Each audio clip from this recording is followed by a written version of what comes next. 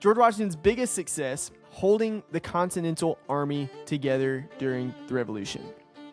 So let me just say this. Without the Continental Army, there was no revolution. A lot of people may not know is how fragile the Continental Army was, especially early on in the Revolution. And there are several examples we could point to of instances where the Continental Army was on the brink of falling apart, and then it scraped by, continued on, lived to fight another day. But my favorite is the battles of Trenton and Princeton.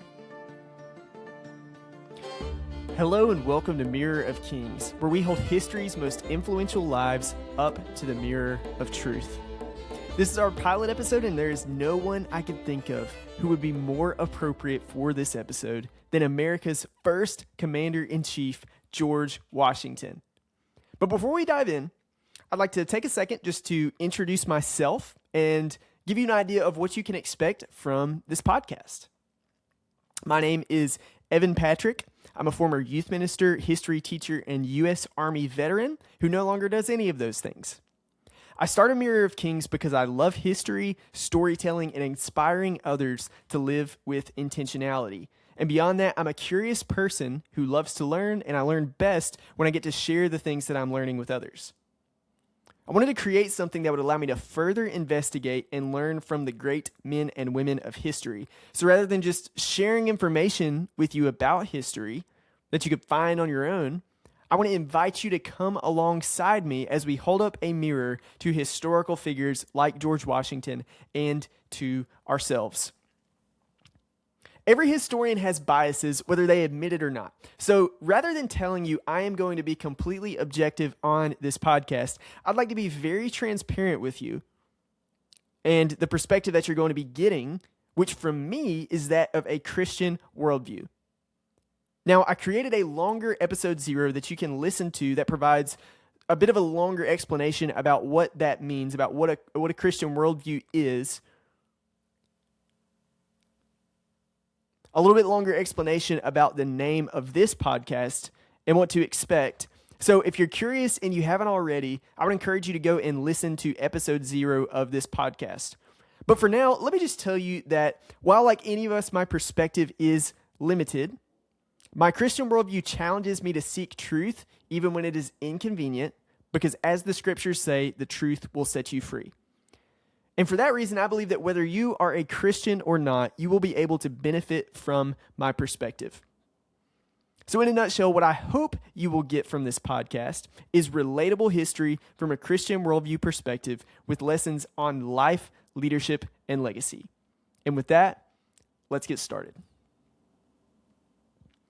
So I am going to do my best in this podcast not to make any Hamilton references, but literally just like the best introduction of George Washington that I have ever heard was in Lin-Manuel Miranda's Hamilton, the musical. And so like, if I just break out into singing, which none of you will want to listen to, please forgive me. But like, I just have, I guess I don't know if it's Guns and Ships or which song it is from the Hamilton soundtrack, but like, I get hyped up when I think about that and when I think about introducing George Washington. And speaking of biases, let me just make that very obvious and apparent as I start this podcast. Like, I am very biased when it comes to George Washington. He is arguably my favorite historical figure, and I'm just so excited to talk about him on this podcast. There were a few things that I learned about him that I didn't know that I'm excited to share with you today. So I love George Washington. I will be biased towards George Washington on this podcast. But as we already said, that's okay. I'm putting all my cards on the table. That's up front. You guys know that. So take this with a grain of salt. Come to your own conclusions. But I love George Washington. At the time that I'm recording this podcast, it is it's the week of, I guess I should say, America's 250th birthday. And George Washington's legacy, on a heavier note, is actually very heavy on my heart. Because as we're going to look at George Washington and the characteristics and the qualities that he had, we're going to realize our leaders in this country don't look like that anymore. All right, and some of the things I'm talking about, George Washington, very restrained and self-controlled, very unifying, and ultimately a person who reluctantly served for the sake of duty, not because he wanted, any kind of personal gain or benefit out of it. So this is heavy on my heart. George Washington also warned us about many of the problems that we're facing today, like political factions and division and foreign influence in our government and things like that. And so it's really haunting. I would encourage anybody, we'll reference it several times in this podcast, but George Washington's farewell address, it doesn't take you that long to read. You can read it in probably less than 30 minutes, and it's open source. So just Google George Washington's farewell address and you can read it. But it is haunting, the things that George Washington warns us about in his farewell address that we're dealing with today. Like he foresaw a lot of the issues that we're facing today. And then Washington is a man who had some hard things happen early on in his life, started out with some really obvious flaws, but then throughout the course of his life, he intentionally closed the gap between his values and his actions. And that is even more inspirational to me than someone that we would look at who has just like the squeakiest clean slate, because that tells me that he was pursuing growth intentionally throughout his entire life. I don't believe anybody is perfect, and so it is more inspiring to me to see somebody who was dealt a relatively difficult hand, right? George Washington had a lot of advantages. We'll get into all of that, but had some hard things happen in his life and made the conscious decision to move forward from that and to grow throughout the course of his life. So the question that we're really going to be investigating and answering on this podcast today is, how did George Washington become the leader that we remember today? He did not start out as the leader we remember today, but how did George Washington become the leader we remember today? So maybe a good way to kind of encapsulate that and frame this conversation as we get ready to dive into it is, George Washington wasn't born the father of this country. He spent 67 years becoming that. And as we look at Washington's life, we're going to see how he failed, learned, grew, and consistently closed the gap between his values and his actions. So let's get started. Okay. Let's give a little bit of background on the childhood of George Washington and just sort of how he grew into being a leader in any capacity at all. So, George Washington, born on February 22nd, 1732 in Westmoreland County, Virginia. He was the oldest of 6 children, but he had 4 other half-siblings, including Lawrence Washington, who was his older half-brother. So he had these older half-brothers, and Lawrence being the most influential. One of the reasons that Lawrence was the most influential is because at the age of 11, George Washington's father actually died, and he inherited Ferry Farm along with 10 slaves.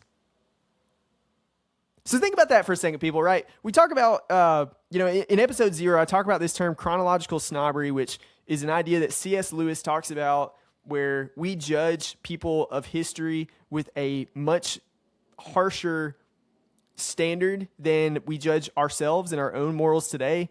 Think about what it would do to you if, when you were 11 years old, your father died, you're in a vulnerable position as is, and you are now told these 10 people belong to you. They are your property. So just keep that in mind as we talk about George Washington and his evolving views on slavery, which is one of those things he's known for. Probably many of you listening to this podcast, you know what George Washington eventually did with that and how his opinions changed on slavery throughout the course of his life. But just keep that in mind. George Washington, at 11 years old, inherits Ferry Farm and 10 slaves, is told, you own these people. Pretty crazy. Let's keep moving.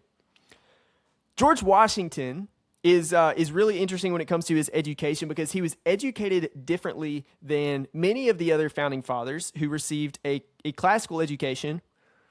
George Washington did not have the same educational opportunities, primarily because of his father's death, right? So George Washington's older half-brothers, when it was time for them to be educated, as was common among the gentry class in Virginia, they were sent to England to be educated at a classical school there, receive an education there.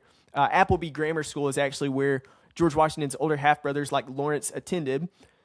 But he himself was educated at the Lower Church School in Hartfield, Virginia.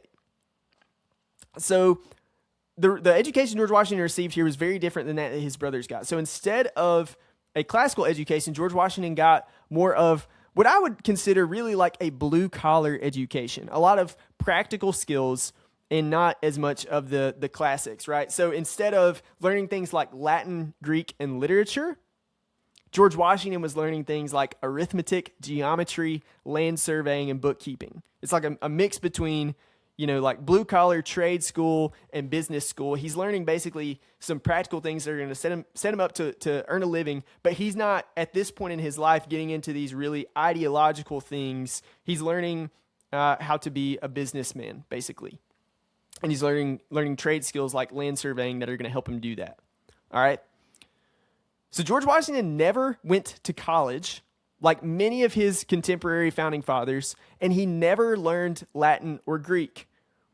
Now, some people think that this was really sort of like a thing that George Washington was sensitive about, which, as you can imagine, right, he's a well-to-do Virginian man in the gentry class. He's got all of these guys around him who have this classical education. They know Latin, they know Greek, they had educational opportunities. He did not. And so what George Washington goes on to do is he starts building up his own extensive library to study the classics on his own. Now, obviously, again, English translations, not the original languages, so maybe some people held that against him, but whatever the case may be, George Washington not only earned this blue-collar business education as a land surveyor, he also went on to educate himself on, I guess, sort of these more philosophical, literary things that he wanted to know about, if nothing else, just to be, a cultured, well-rounded individual who's familiar with a lot of the concepts and ideas that the people around him would be discussing, especially when we get into the Revolution and building a government from the ground up, basically. So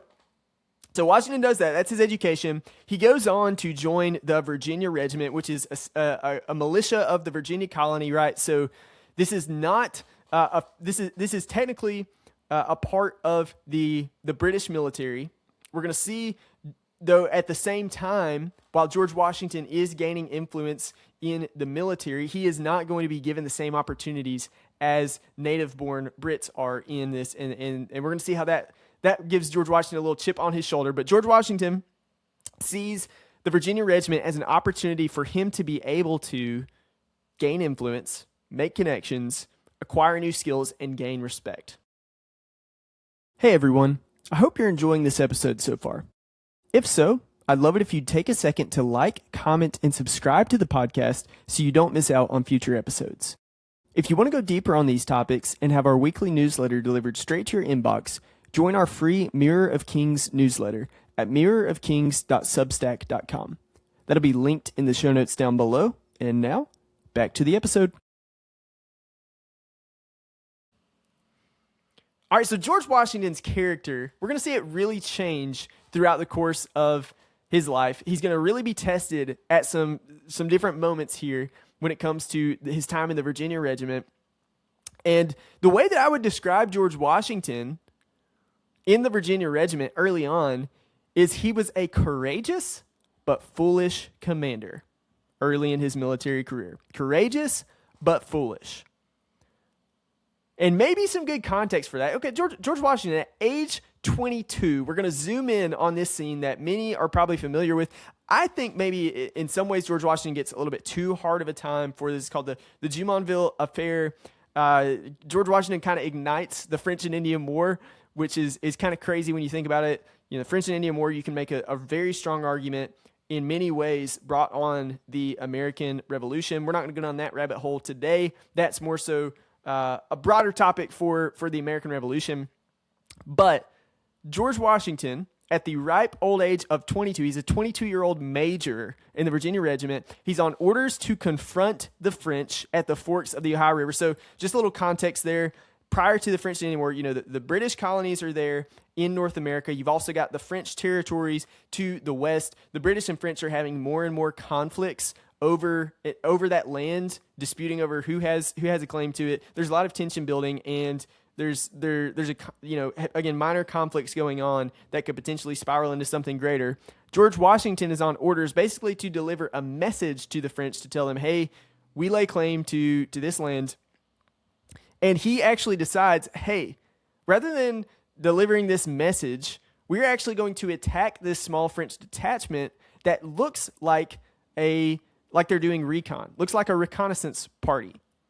And so he attacks this small French detachment with his Virginia regiment and their native allies. So clue in on that for a second, guys. He attacks this French detachment. He's got his Virginia regiment, but then they also have these native allies, right? It's called the French and Indian War because the colonies, so the British fought against the French and France's Indian allies, but then the Virginia regiment, the British colonies also had their Indian allies. So George Washington is commanding the Virginia regiment. He's got these Indian allies fighting alongside of him. That's going to be really important for one detail I'm going to share here in just a second. In this attack on this French detachment, the Virginia regiment under George Washington's command killed French commander Joseph Coulon de Jumonville. And the French, when they find this party having been attacked, find some of their men scalped, which, as you can imagine, not a good look. All right, not a good look. And Washington actually killed the French commander Jumonville. Okay. Now, the French are going to claim this was a diplomatic party and they were just going to, deliver a message to the British. They're going to basically tell them, hey, no, we lay claim to this land. You don't have a right to it. You don't take it. Warning you guys, stay out of here. That kind of thing. Historians differ on what they think was actually going on here. But all that to say, not a good look for the young Washington to have attacked this French detachment that may or may not have been a diplomatic party. And then the French find their homeboys scalped and decimated. All right, so what happens then, again, Washington's one of his, not probably a low point for the young Major Washington is when Washington takes his regiment, Virginia regiment, he leads them into Fort Necessity, which Washington has been heavily criticized for what happens next. The French are going to retaliate at Fort Necessity, but I want us to look at the facts for a second. So, Fort Necessity basically was a terrible fighting position for Washington to try to defend and attack from. It's located in a low, open meadow surrounded by forest.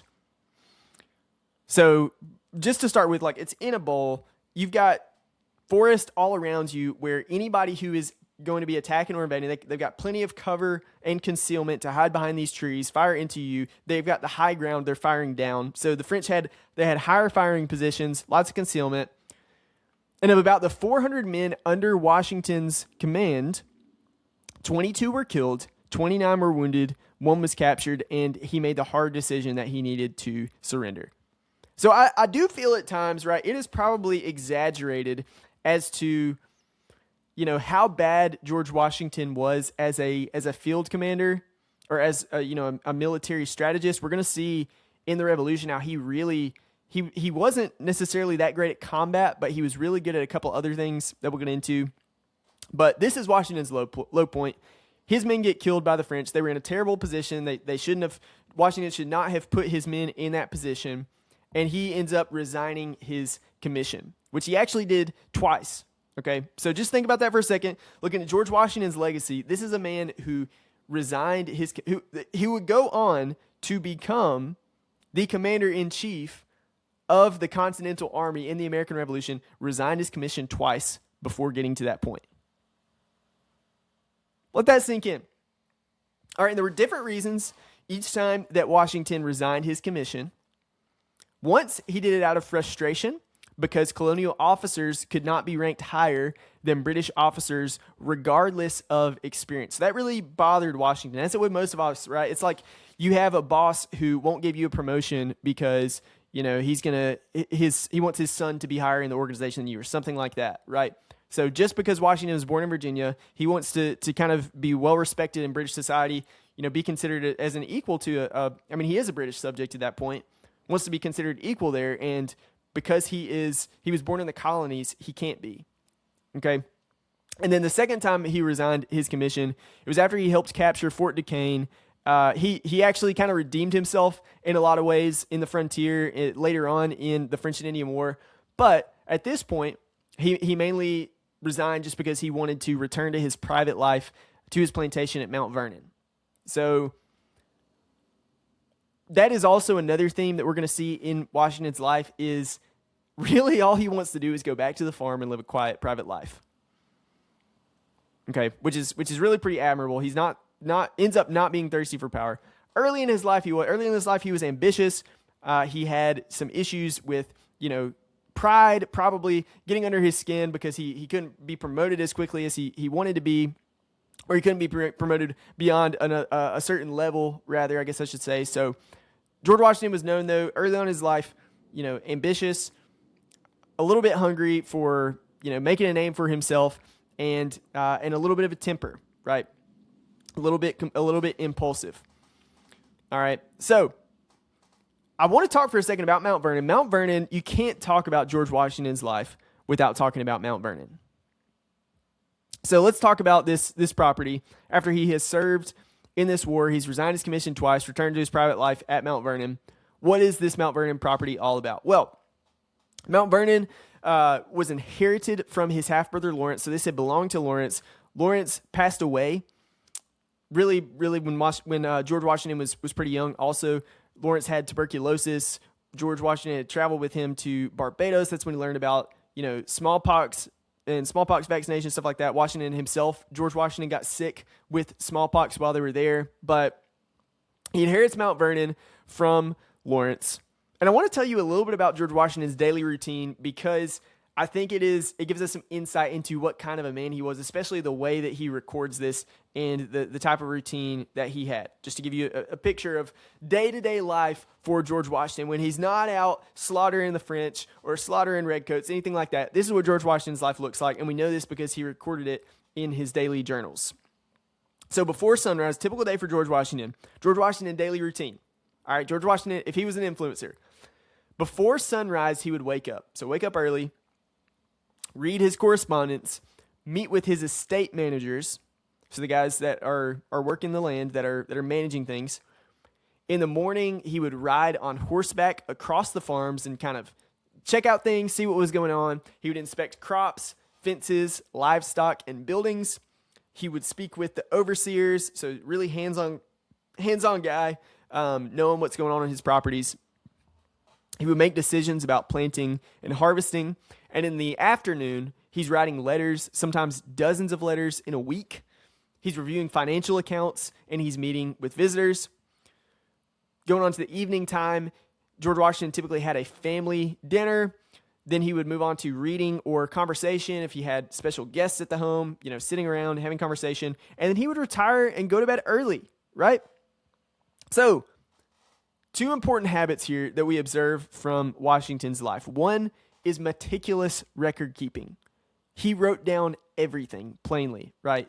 And I guess that's, like the colonial equivalent of keeping really good data, right?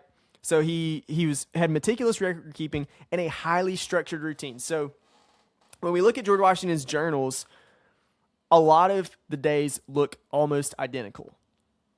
So I won't recommend that you go and read George Washington's journals because they're not very exciting. I do recommend Farewell Address, not his journals, because they're pretty much what I just told you guys. Wash, rinse, repeat. So in his personal diaries and farm records, the type of things that he recorded with remarkable detail, he would record who had come and gone to his estate that day. So always lots of people visiting the Mount Vernon estate. He would write down weather conditions as a farmer, something that's very important to him, very important to the success of his crop yields. He would write down the operational details, so details like, the number of bushels of wheat that had been harvested, who was working and what tasks were being performed. The assumption is he would look back on those things and try to increase operational efficiency and things like that. So he's very invested into the operation side of things. And he often rode multiple of his properties and just was a super hands-on involved guy with his business. So the routine looked the same day after day. And Washington really was a pretty innovative guy when it comes to his farming techniques. And I don't want to bore you guys with the details of his farming, but I just look at this to say George Washington was super intentional and careful and really wanted to, do his best with all the things he did. There are reasons why he was not only successful as the father of this country and in the military, but in his own business affairs as well. So one is diversification and innovation. His wheat production. So all the things that he did at the Mount Vernon estate, it was very, very diversified. Wheat production, flour milling, commercial fishing on the Potomac River, livestock breeding, fruit orchards, a large distillery, one of the nation's actually largest by the end of George Washington's life. He had a grist mill, blacksmith, and carpentry shops. So very, very diversified business. They weren't just doing one thing. And of course, growing tobacco, right? Can't leave that out either, which they did on the Mount Vernon estate. And then when it comes to, just innovation and diversification, some of the things that George Washington did, he practiced crop rotation, soil improvement, used new grasses, fertilizers, new drainage systems. He was always looking for ways to improve the property and the business. Now, the more obvious and more uncomfortable part of life at Mount Vernon is something that we have to try not to practice the chronological snobbery here, right? We have to be very aware of the world that Washington was living in. We mentioned earlier, George Washington, when he was 11 years old, inherits 10 slaves and is told, you own these people. They're your property. All of the world up to that point, the norm was basically slavery exists. If you're a well-to-do person, if you're successful, if you're a powerful person, owning slaves is totally fine, right? So, slavery on Mount Vernon. At its peak, over 300 slaves lived and worked on the estate at Mount Vernon. But we see with George Washington, his views on slavery evolved over time as he began to see the gap between his values, the values of the revolution, liberty, freedom, etc., and his actions owning slaves. So I want to read a quote from George Washington in 1786. So this is post-revolution. He said, there is not a man living who wishes more sincerely than I do to see a plan adopted for the abolition of it. But there is only one proper and effectual mode by which it can be accomplished, and that is by legislative authority. George Washington in 1786. Now, some historians give George Washington kind of a hard time for this because it would not be until the end of his life where George Washington would actually free his slaves. And technically, I think in his will, it was actually upon the death of his wife, Martha Washington, that the slaves would be freed. But she ended up actually freeing them earlier. But a lot of people will give George Washington a hard time for this. And there is so much to go into. You could do a whole podcast series just on the debates around the issue of slavery in the Constitutional Convention.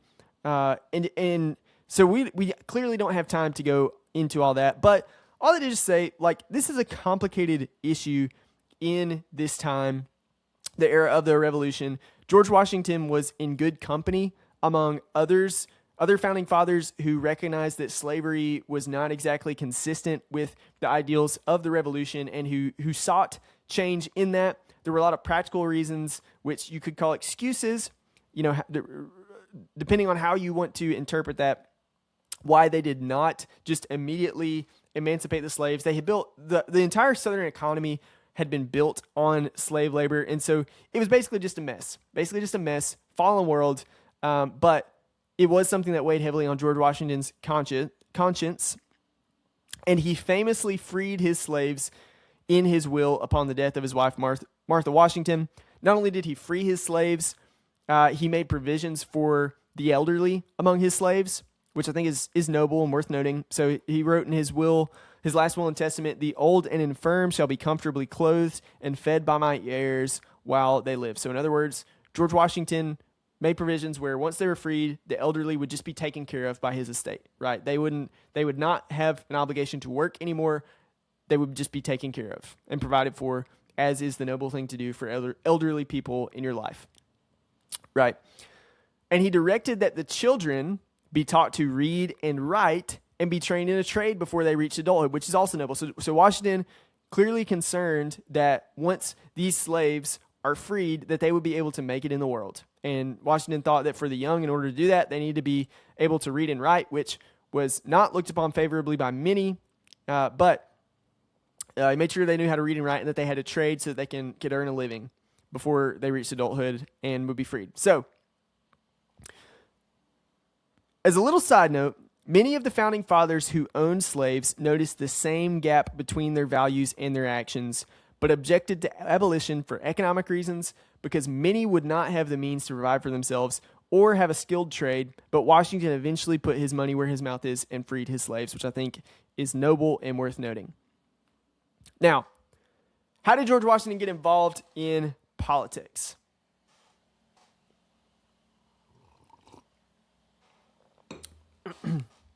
Let's get to George Washington's political career here. So, Washington first got into politics when he was chosen to serve in the Virginia House of Burgesses. What that is the lower house of the Virginia legislature. He was elected for his military reputation and influence, as well as, being a well-respected businessman among the Virginia gentry class. So Washington had a good reputation among the other landowning white males who were able to vote at that time. He was chosen then to be commander-in-chief of the Continental Army and unanimously elected twice by the Electoral College to be president.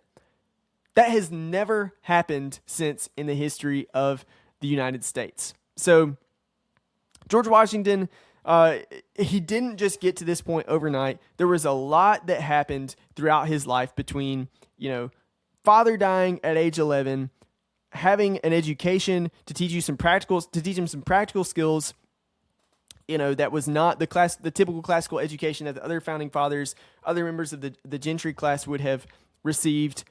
And then he works his way up through the military, earns a reputation for himself, very hands-on and successful with his business, gets to the point where he's chosen to serve as a representative of the House of Burgesses, Commander-in-Chief Continental Army, two-time President of the United States, elected back-to-back as the first President of the United States. So that is a huge, just big flyover of George Washington's life. Now I want us to zoom in on some more specific things and return to our original question: how did George Washington become the leader we remember today? So let's unpack his major successes, habits, failures, and flaws, and then we'll make some modern day applications here. So, George Washington's successes.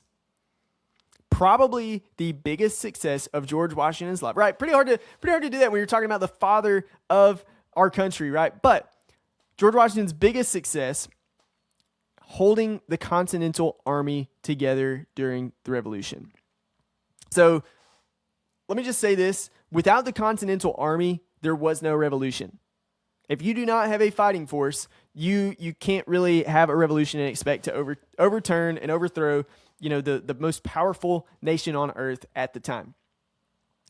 What a lot of people may not know is how fragile the Continental Army was, especially early on in the Revolution. And there are several examples we could point to of instances where, the Continental Army was on the brink of falling apart, and then it scraped by, continued on, lived to fight another day. But my favorite is the battles of Trenton and Princeton. So many of you guys, you're probably familiar, and we'll probably put some of this stuff down in the show notes or show it on the screen as I'm talking about this stuff. But there is a very famous of George Washington, a very, very famous painting of George Washington called Washington Crosses the Delaware. And this is like the most iconic picture, the most patriotic thing. George Washington is standing on the bow of this boat, crossing the icy rivers of the Delaware, just American flag flying in the background. It's being held up on the boat, even though that flag didn't exist yet. It is just like the most patriotic, iconic thing ever. But there was a lot at stake in this moment, and it was not quite as pretty or clean or neat as the painting might suggest, which was created later to kind of glorify George Washington. So a little context here. Early in the war, the Continental Army had lost New York City, Long Island, and much of New Jersey. They're getting their tails kicked, basically. The Continental Army had shrunk from 20,000 in number to just about 5,000 or 6,000. Soldiers had not been paid, and enlistments expired on December 31st. All right, and so go to Christmas night, December 25th, 1776. Washington's got 6 days before those enlistments run out, and he might not have an army anymore. They haven't been paid. He makes the bold decision on Christmas night to move across the icy Delaware River and march his troops 9 miles to attack Hessian soldiers who were occupying Trenton. And you as you would imagine, this was like not easy. So like you can read all kind of accounts, not just from Washington, but from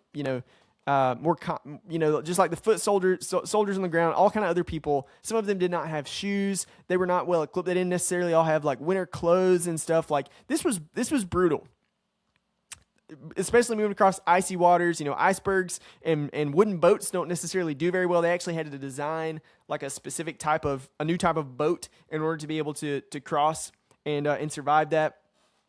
But the results of this is that in Trenton, the Continental Army was able to capture 900 of these Hessians, which, by the way, if you don't know, the Hessians are trained mercenaries, trained German mercenaries fighting on behalf of the British.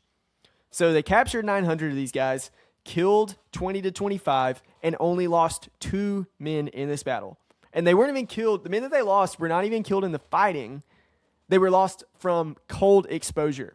0 men lost in the fighting. So they kicked the Hessians' tails at Trenton.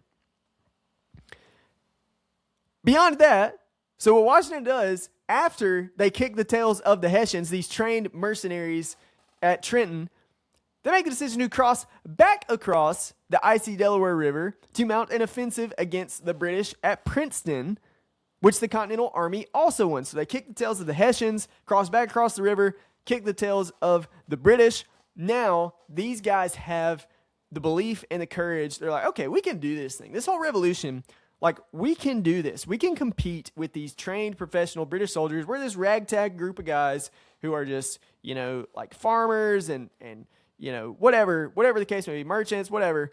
And we actually can fight against these professional soldiers, European trained, disciplined, all the equipment. We can compete with these guys. So men re-enlisted after this. It inspired a lot of new recruits to join the revolution, and it proved the Continental Army could take on professional European soldiers. Without making this bold move to cross the Delaware on Christmas night and fight the battles of Trenton and Princeton, the Continental Army and the revolution would have almost certainly fallen apart. So Washington held together the Continental Army, lived to fight another day, finished the revolution. That is like, how can you not consider that a great success, considering so much that, rests on the shoulders of the Continental Army staying together and being able to finish the revolution. So really amazing thing there. The other part, so I mentioned this earlier, right? George Washington gets a really hard time for, some people will say like he was a bad officer. And I would disagree. Okay, those people say he was a bad military officer, and I would disagree with that. Okay, not everybody who is a good officer has to be great at like battle tactics and strategies. In fact, I would argue, and a lot of great military minds would actually argue, that things like logistics and operations, intelligence, that those things are actually far more important than fighting on the battle, because so much of what holding an army together is just making sure everybody has what they need, making sure people aren't dying, making sure people are fed, taking care of the men under your command so that they can actually get to the fighting. So Washington may not have been a great battle strategist, but he was really good at intelligence and logistics, and in many ways, his intelligence provided a lot of good practices for intelligence even today in the United States and in other parts of the world. So one of the cool things, and again, there's so much you could go into this with the Culper spy ring. So this was a particular spy ring that fed information to Washington about British movements and things like that, British plans. And there's actually, I will shout out this Netflix series. There's a really good series. I think it's a Netflix series. It's called Turn Washington Spies. It used to be on Netflix. And they do a great job. It's dramatized. It's not a documentary, but it's a dramatized representation of the Culper spy ring and a lot of the cool things that they did. So super, super cool. Very entertaining show. If you want to learn more about the Culper Spiring and be entertained, I would encourage you to watch Turn, Washington Spies. But this Culper Spiring, led by a young officer named Benjamin Talmadge that Washington had appointed and worked with on this, they kept, so a few things they did that made it so successful. They kept the identities of the spies secret. They used secure communications like invisible inks and secret codes. How cool. They always verified their reports, so they made sure their intelligence was good. They did not act too quickly on bad information. They also integrated intelligence into overall strategy. So it wasn't just like sending guys out to warn them when, the British were marching, going to attack. It was like, let's deceive them. Let's have some decoys. Let's make decisions on movements and all this kind of stuff, all based off of the intelligence. So intelligence was really, really instrumental in Washington's success in the American Revolution. And again, like I said, it set the precedent for modern intelligence principles. Multiple independent sources, corroborating evidence, and confirming that your intelligence is good before acting. So intelligence, and then on the logistics side of things, Washington also understood the necessity of outlasting the British over winning every battle and maintaining readiness. So with this, again, logistics, super, super important in holding an army together. Some of the logistical feats that Washington and the Continental Army accomplished during the Revolution. In one instance, and this is a lot of credit is due to Henry Knox with this one because he was the one leading this force, but they moved 60 tons of artillery over 300 miles from Fort Ticonderoga to Boston in order to allow the Continental Army to have that artillery there in Boston. And they actually forced the British to evacuate Boston. If they had not been able to move that artillery over 300 miles, wouldn't have had the means to do that. Okay, then of course the crossing of the Delaware, we already talked about that, moving a force of 2,400 soldiers plus horses, artillery, and munitions across an icy river in the middle of the night during the dead of winter. And then we would point to Valley Forge, which I wish we had more time to go into. Valley Forge is really cool. Really cool chapter from the Revolution. But during that time, a lot of people, when they think of Valley Forge, they just think of these guys huddling together, trying to make it through the winter. We know that they were trained kind of more to become more professional soldiers, learning drill and ceremony, stuff like that. But they also resupplied at Valley Forge, this winter camp in Philadelphia. They'd use that time to build roads and also establish storehouses so that they could be well supplied, which at many times the Continental Army was not well supplied. So they had to a lot of times work with very, very little, but they established these storehouses during Valley Forge and were able to, have the means to, again, live to fight another day. Because the name of the game for the Continental Army was basically outlast the British. Okay? And then finally, when we're looking at George Washington's legacy, possibly his greatest success was setting the precedent for a peaceful transfer of power. So again, as we mentioned earlier, George Washington was unanimously elected by the Electoral College in both presidential elections that he ran in, and he could have easily won a third term. Washington was influenced by the example of a Roman dictator named Cincinnatus, who, his whole thing, he had been appointed dictator of Rome during military crisis and retired back to his farm. Which, again, as I mentioned earlier, Washington, like one of the amazing things about him is so much of his service in the military and then in government just had to do with a sense of duty. And he longed to return to Mount Vernon and conduct business and live a private life.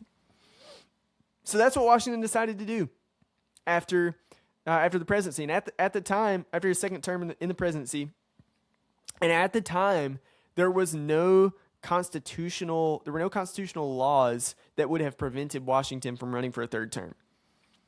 Right? There was nothing that would have stopped that. He could have easily done that. It would have been perfectly legal. It would have been embraced by many.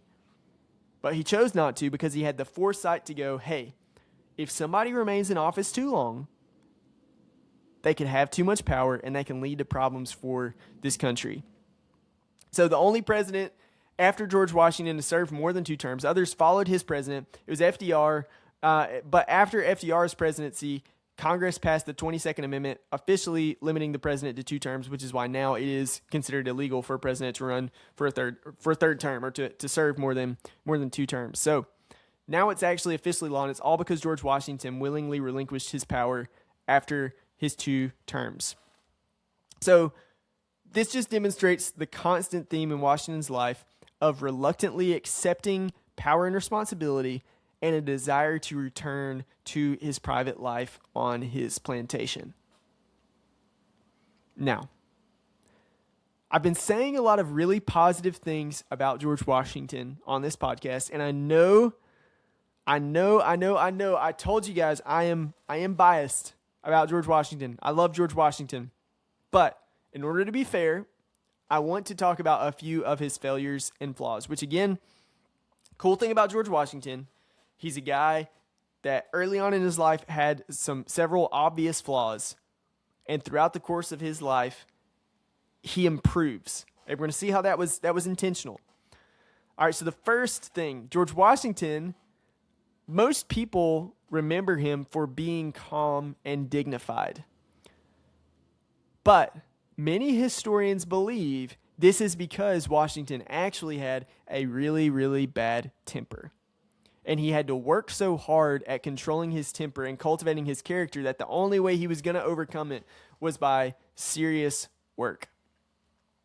One of the things that people will point to, George Washington, when he was a young teenager between the ages of 14 and 16, actually copied down a Rules of Civility book. And a lot of people think that George Washington actually authored this. He did not. I believe it has French origins, and it was just like a common book that shows you, this is how you act in company. This is how you show hospitality. This is how you have good manners. George Washington copied this down as a young teenager, and I don't think that there's any evidence that he was made to do this by anyone in his life, but he chose to do it. And this was a common practice actually in colonial education, a way to just sort of internalize the lessons of what you were being taught, to actually copy things, by hand from a book, which probably would do us some good if we did that instead of just, doing a cursory reading of things. But he copied this by hand, and a lot of people think that's because Washington knew he had a lot to work on when it comes to controlling his temper especially. So George Washington's temper was a serious flaw, but he cultivated through intentional growth practices, becoming someone who would be remembered for being calm and dignified. And he turned this flaw into a strength. Flaw number 2, George Washington's ambition got the best of him at times.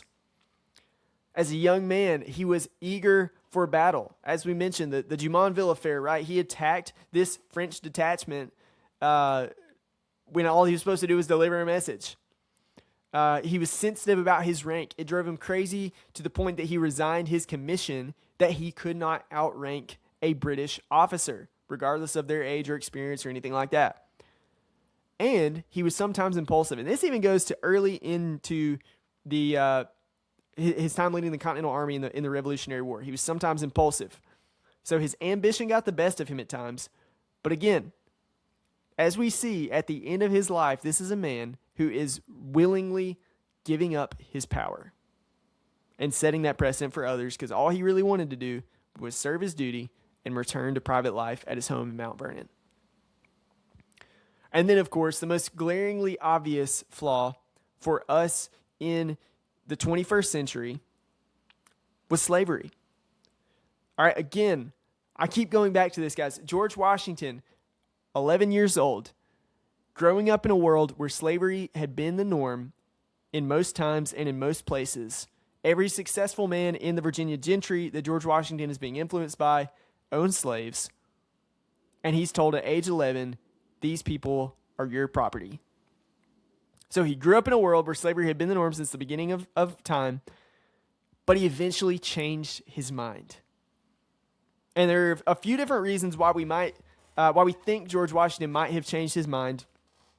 Obviously there were contradictions between the values of the Revolution and of slavery. When you're talking about things like life, liberty, those kind of things, and then you've got these slaves that you own who have no liberty, they have no freedom. Kind of some obvious contradictions there.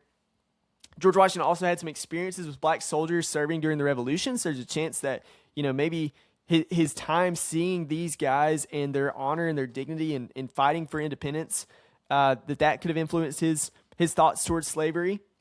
And then also his close proximity to abolitionists like Marquis de Lafayette, which George Washington was a big mentor and in some ways a father figure to Marquis de Lafayette, who was a known abolitionist. As it was more common. Abolition or being pro-abolition was more common among the French at this time. And Marquis de Lafayette famously, there's some things where like he purchased an island in the Caribbean and then he purchased it for the purpose of freeing the slaves on, I think, a sugar plantation there at the time. So Marquis de Lafayette and others around George Washington, very pro-abolition and anti-slavery.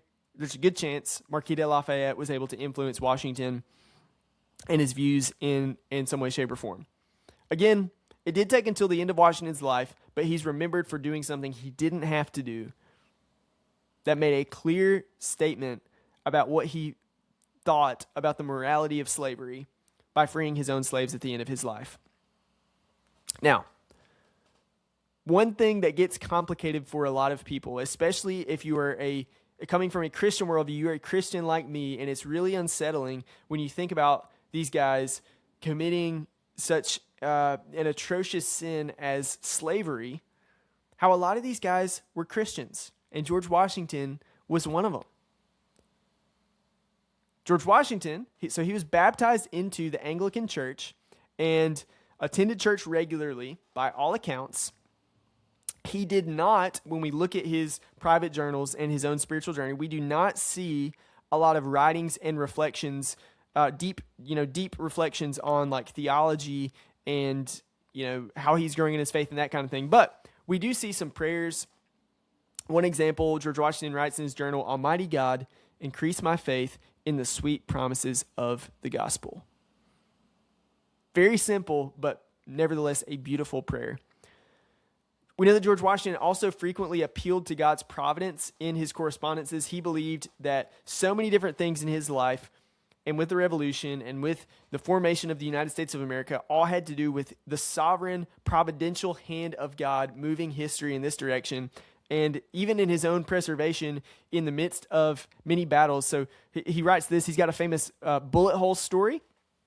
So at the Battle of Monongahela, which was actually in the French and Indian War, 2 horses were shot out from underneath George Washington in this battle.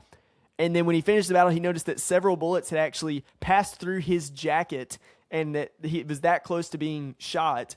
But he remained unharmed throughout this battle, and he attributed that to the fact that God was providentially protecting him and had a purpose for his life and more things for him to do beyond that moment. And so God protected him and did not allow him to die in the midst of a fiery battle such as that. So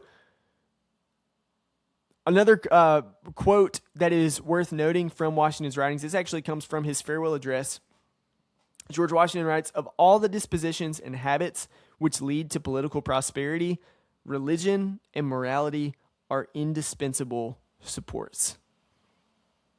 So worth noting there, not just for the sake of George Washington's legacy, but for how we make sense of our country today and what's going to lead to our prosperity.